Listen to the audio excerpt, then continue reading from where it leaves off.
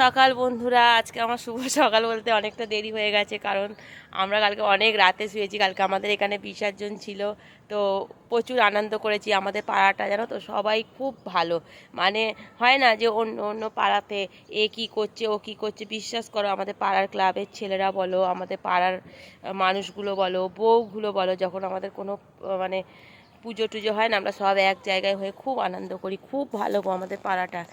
তো বিজয়ার অনেক অনেক শুভেচ্ছা সবাইকে। বড়দের আমার প্রণাম, ছোটদের আমার অনেক অনেক অনেক ভালোবাসা।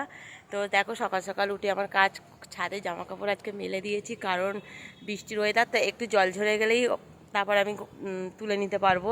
তো পুজো হয়ে গেছে, এবারে সত্যি বলছি, এবারে একটুখানি চা খেয়ে আমি ঘুমিয়ে পড়বো। আমি একটু ঘুমাবো। আমরা কালকে অনেক রাতে শুয়েছি, রাত মানে কি গো, ভোর 3টের সময় শুয়েছি। আসলাম, খাওয়া দাওয়া করলাম, তারপরে তো চলো, তোমরা সবাই খুব ভালো থেকো, খুব ভালো থেকো।